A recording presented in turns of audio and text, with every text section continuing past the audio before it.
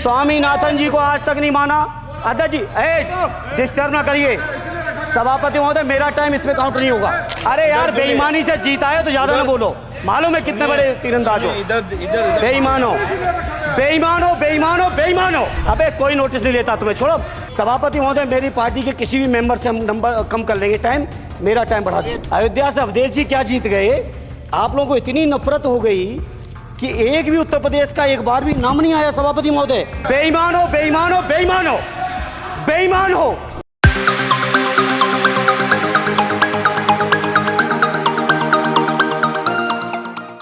प्रधानमंत्री जी ने वादे किए कि 2 करोड़ रोजगार हर साल मिलेंगे।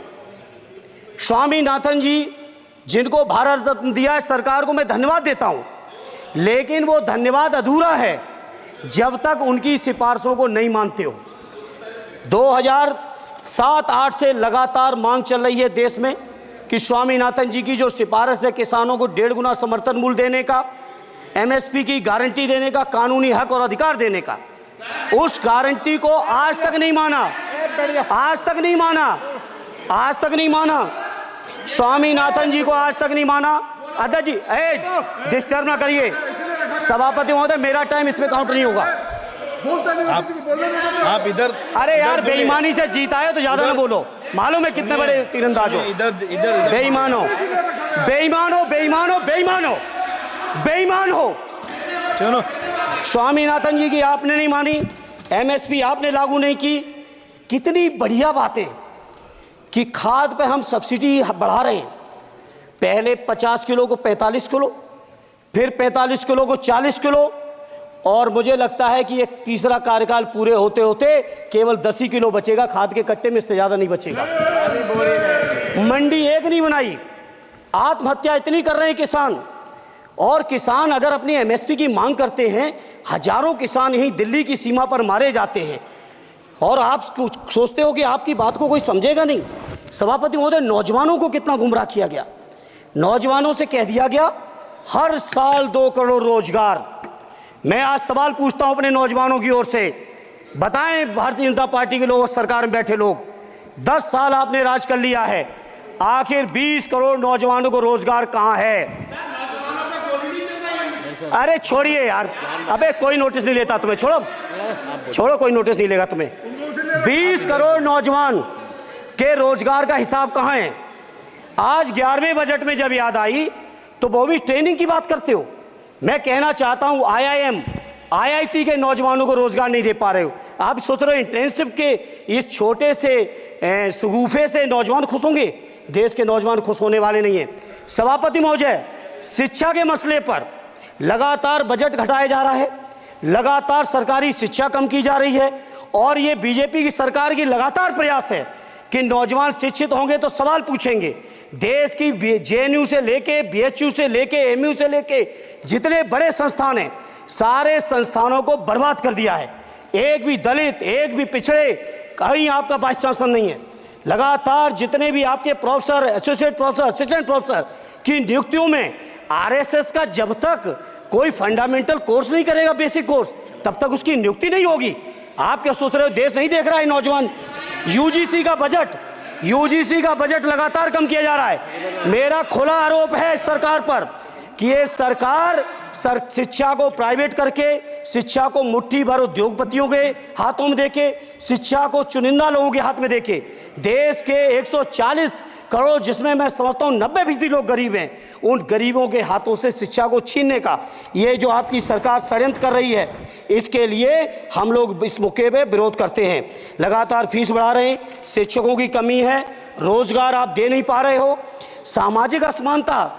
सभापति महोदय, 2014 में जिस समय सरकार बनी थी एनडीए की, उस समय देश की जितने भी जो आर्थिक चीज़ें थी, जो वेल्थ थी, उसमें पिछड़ों की हैसियत 17% थी, 17%, 17।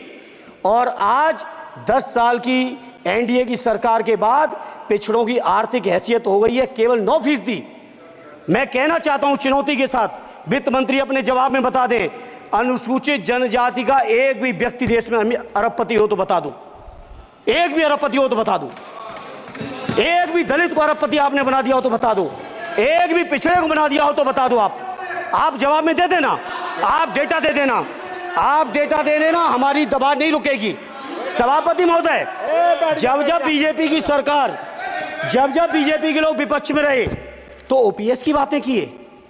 10 साल से आप सत्ता चढ़ा रहे हो, 11वां बजट पेश कर रहे हो। पूरा देश आज ओपीएस के लिए, सरकारी कर्मचारी परेशान है। कहीं ओपीएस की चर्चा नहीं है, पुरानी पेंशन की कोई चर्चा नहीं है।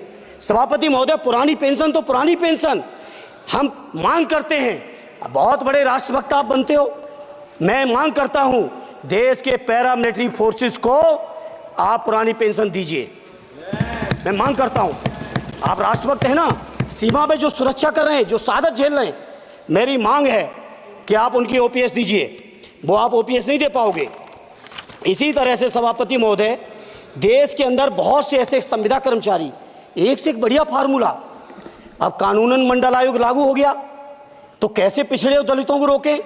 तो संविदा कर्मी की प्राइवेट कंपनी, प्राइवेट आपने आउटसोर्सिंग कर दी। आउटसोर्सिंग के कारण से देश के सारे दलित, सारे पिछड़े, सारे आदिवासी आपकी सेवाओं से बाहर हो गए। उनके पास कोई कानूनी हक नहीं। तो ये जो आरक्षण को खत्म करने के तरह तरह के जो आप लोग षड्यंत्र अपना रहे हो, इस षड्यंत्रों को देश का जनमानस पूरी तरह से जान भी चुका है, पहचान भी चुका है। और इसीलिए उत्तर प्रदेश से तो आपको कर ही दिया है बाहर, देश से भी बाहर जल्दी करेंगे और हमारे साथी मिलकर दूसरे प्रांतों से भी बाहर करेंगे। इसी तरह सभापति महोदय, हम मांग करते हैं, आप सोचिए, उत्तर प्रदेश अकेले के अंदर, देश के हालात मुझे नहीं पता और बदतर होंगे, अकेले उत्तर प्रदेश में 1000 से ज्यादा शिक्षा मित्र आत्महत्या कर चुके। सभापति महोदय, कोई सरकार के कान पे जू नहीं रेंग रही है। किसान आत्महत्या कर रहे हैं, इन्हें कोई मतलब नहीं। अनुदेशकों को तनख्वाह नहीं मिल रही है समय से, कोई मतलब नहीं। आंगनबाड़ी महिलाएं परेशान हैं, इनको कोई मतलब नहीं। सभापति महोदय, आपकी आशा बहुएं, आपकी ये रसोईया महिलाएं, आपकी आंगनबाड़ी, पंचायत सहायक, रोजगार सेवक, मैं समझता हूं सभापति महोदय, यहां बैठे हर सदस्य के पास इनके क्षेत्रों का ये डेलीगेशन जरूर मिलता होगा और मांग करता होगा कि कम से कम हमारा मानदेय बढ़ाया जाए, हमें स्थायी किया जाए। सभापति महोदय, इसके लिए सभापति महोदय, मेरी पार्टी के किसी भी मेंबर से हम नंबर कम कर लेंगे, टाइम, मेरा टाइम बढ़ा दीजिए, बढ़ा दीजिए, कोई भी मेंबर हमारे लिए दे देंगे टाइम, हम लोग देते। इसलिए सभापति महोदय, इन सभी समस्याओं के लिए मैं आपसे कहना चाहता हूं कि इनका समाधान करिए, और नहीं समाधान करेंगे तो अभी तो बैसाखी पे बन गए, बिहार और आंध्रा को पैकेज देखे फिर देश में कितने राज्यों को पैकेज दे पाओगे? अरे वित्त मंत्री जी, उत्तर प्रदेश से आते हो, इतना भी हक नहीं कि पूरे बजट भाषण में एक बार उत्तर प्रदेश का नाम आ जाता। इतना अयोध्या से नफरत हो गई, अयोध्या से अवधेश जी क्या जीत गए, आप लोगों को इतनी नफरत हो गई कि एक भी उत्तर प्रदेश का एक बार भी नाम नहीं आया। सभापति महोदय, इसे मैं आज इस मौके पर सभापति महोदय, देश के गरीबों, किसानों, नौजवानों, व्यापारियों, बुनकरों, सभी की ओर से कहना चाहता हूं, ये बजट देश विरोधी बजट है। कुछ समस्याओं के लिए सभापति महोदय, संवेदनशीलता के साथ मैं कहूँगा सरकार को विचार करना चाहिए। श्रद्धेय नेताजी जब रक्षा मंत्री थे, उन्होंने व्यवस्था दी थी कि देश के अंदर जो भी सैनिक शहीद हुए हैं उनको ससम्मान उनके घरों पे जाके राष्ट्रीय सम्मान के साथ उनकी अंत्येष्टि हो। मैं उन्हीं की परंपरा को आगे बढ़ाते हुए एक और मांग करता हूं सभापति महोदय कि जो हमारे शहीद, जिनकी अंत्येष्टि स्थल जहां कहीं भी बना हो, जिस भी परंपरा से बना हो, अरे आपको कुछ नहीं पता है, अरे यही तुम्हारे सैनिकों के लिए, यही तुम्हारा भाव है। सभापति महोदय, आप बोले सर। सभापति महोदय, मेरा अनुरोध है, अग्निवीर की योजना खत्म की जाए। ये 4 साल के सैनिक से देश की उतनी मजबूत रक्षा नहीं हो सकती। नौजवानों को गुमराह करके केवल 4 साल, उन्हें दो ना 60 साल तक रिटायरमेंट, 4 साल बाद वो कहाँ नौकरियां ढूंढेंगे? इसे मेरी मांग है, अग्निवीर की योजना खत्म की जाए। साथ ही साथ मेरी एक मांग और है कि जो शहीदों की शहादत स्थल है उसको शहीद स्थल के तौर पर डेवलप करने के लिए केंद्र सरकार को अतिरिक्त बजट देना चाहिए। मैं नहीं समझता हूँ इसमें किसी को कोई दिक्कत होनी चाहिए। इसी तरह सभापति महोदय, बातें बहुत लंबी लंबी की जाती हैं, थोड़ा सा मैं अपने क्षेत्र के बारे में कहूँगा। आदरणीय हमारे नेता माननीय राममूर्ति वर्मा जी ने भी कहा है, माननीय लालजी वर्मा जी ने भी, जो बाढ़ की समस्या है जो समस्या बिहार में है नेपाल से पानी छोड़ने की, वही समस्या उत्तर प्रदेश की भी है। और विशेषकर पूर्वी उत्तर प्रदेश में अगर आप चलिए तो खीरी से शुरू करेंगे, पीलीभीत खीरी से लेके पूरा आप चले जाइए और एकदम कुशीनगर बॉर्डर तक, बिहार बॉर्डर तक पूरी की पूरी समस्या है। घाघरा जब आती है तो मैं समझता हूँ इन जिलों के लाखों लोगों को तहस नहस करके चली जाती है। जितना विकास होता है सभापति महोदय, बरसात के समय वो सारा का सारा विकास पूरी तरह से खत्म हो जाता है। इसलिए मेरी मांग है केंद्र की सरकार से कि बजट आप पास कर रहे हो तो कम से कम उत्तर प्रदेश से इतनी नफरत ना करो।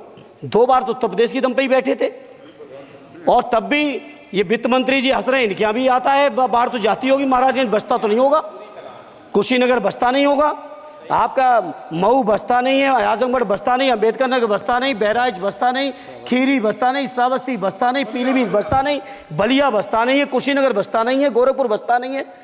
इतने जिले तो हमारे उत्तर प्रदेश के प्रभावित हैं। तो बिहार की तरह से एक विशेष पैकेज हमारे उत्तर प्रदेश के लिए भी दे दो। कम से कम इतना तो कहने की हिम्मत रखो, केवल चीखने के लिए बैठे हैं सब के सब। सभापति महोदय, दूसरा एक मैं बात, हमसे पूर्व जो सांसद रहे हमारे आजमगढ़ के, बड़ी लंबी लंबी बातें की, गोरखपुर से आजमगढ़ होते हुए बनारस तक का हमने रेलवे लाइन स्वीकृत करा दिया। सभापति महोदय, मैंने जब पता किया अधिकारियों से तो सच्चाई ये है कि अभी उस पर एक भी पैसे का बजट का आवंटन नहीं है,